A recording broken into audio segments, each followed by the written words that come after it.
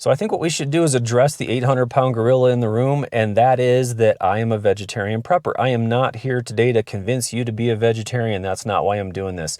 I'm simply doing this video to provide some context around who I am as a prepper and a vegetarian prepper, so that when you see my videos, hopefully in the future, that are also related to food and that kind of thing, you'll have an idea of where I'm coming from.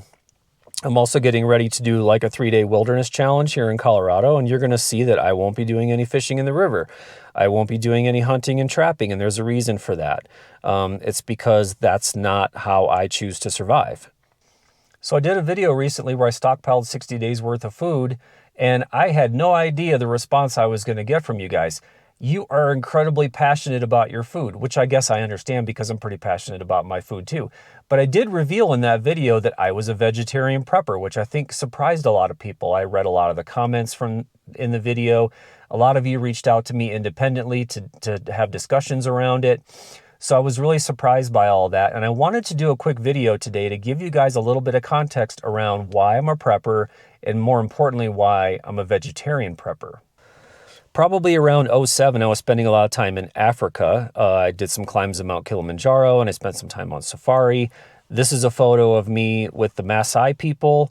And during that time, I got really sick on my last trip. So I had a lot of intestinal problems, distress, and things going on. And when I got back to the States, I spent probably close to a year meeting with infectious disease doctors and trying to do all this extensive testing on what might be the problem. Is it a worm? Is it a parasite of some kind? And I never really could resolve what the problem was. I had really terrible symptoms related to like irritable bowel syndrome and that kind of thing. So eventually what I did was, I did a lot of testing around cutting out alcohol, cutting out red meat. I eventually cut out gluten.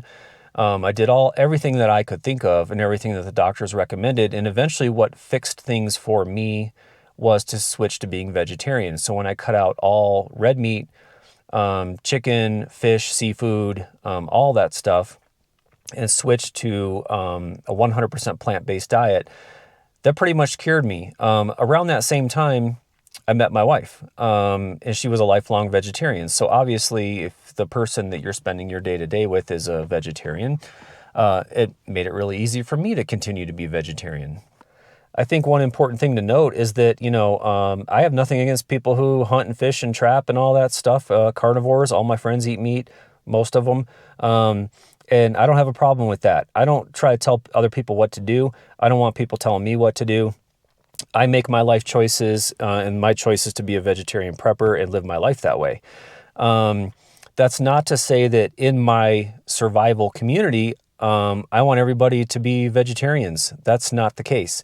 If you're talking about a true long-term survival scenario, and you start looking at the people in your close-knit community that you need to survive with, it is going to be beneficial for you to have people who are proficient in firearms, who know how to hunt and trap and process animals and that kind of thing. Because if things get really, really bad, you might have to resort to that. I hope that I don't have to, but if things get bad enough, that might be the case. Probably like a lot of you, my wife and I like to watch the survival show Alone.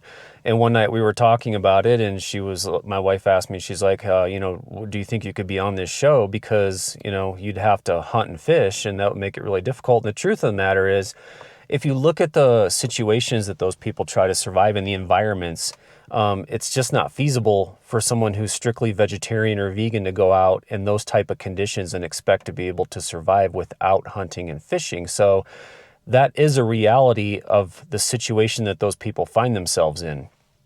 If I was to go on that show in particular, I wouldn't have a choice. I don't think that people can live off of, especially because the seasons are so messed up, I don't think that people could live off tubers and wild berries and mushrooms for very long, especially when those things disappear when the winter sets in. So it's just a consideration. It's something that we have to think about when we think about survival situations and the food that we have to consume to stay alive.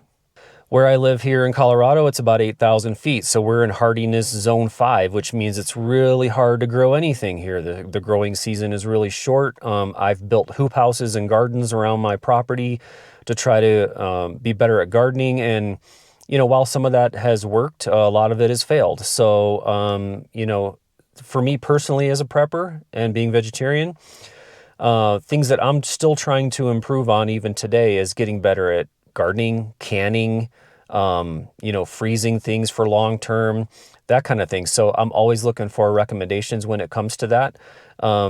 Needless to say, if something, some type of apocalyptic event or, shit hits the fan scenario were to happen here long term, there may come a day that we would have to resort to switching back to fishing and hunting and trapping to stay alive. That's not my goal. But it could be a reality. I mean, like I was saying before, like all rules go out the window in a long-term survival situation. So it's not my preference. I prefer to be vegetarian. But when the shit hits the fan, I can't say that I wouldn't, go back to being a carnivore to keep myself alive. I think something that's really important is that there seems to be this mentality of like us versus them if we're talking about vegetarians or vegans versus carnivores. And that's just a load of crap, in my opinion. I have plenty of friends who are carnivores and meat eaters and go hunting and stuff like that. Doesn't really bother me. My vegetarianism is my personal preference. I think another thing I would mention is a lot of the YouTube channels that you see for preparedness are generally, stereotypically speaking, guys and girls in fatigues and camo and carrying their camo rucksacks and, doing all this sort of militaristic, hardcore hunting and trapping and stuff like that. I don't have a problem with that. I don't have a problem with that at all. If the shit hits the fan and things get real ugly, I want those people in my community. I want them on my side because they have skills that are beneficial, or they may have skills that I don't have. And at the end of the day, that's what, true emergency response and preparedness is all about, is building a community. And I think you guys know that. If you try to be a lone wolf and survive on your own, you're not going to make it. And we hear a lot of people talk about that in videos on YouTube. So I recommend that you build a community of people who have varying and diversified skills that can help you get through an emergency. And if that means you have people who are good at gardening, great. If you have a doctor in your community that can help you out with medical stuff, great. If you have people who are really good at hunting and trapping and stuff like that, perfect.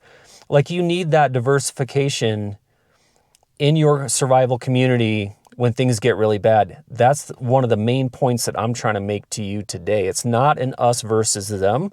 It's not the meat eaters versus the tree huggers or any of that crap. That's not the case. We're all just trying to do the same thing out here. We're trying to keep ourselves alive, keep our families alive. And at the end of the day, we're going to do whatever we have to do to make sure that happens.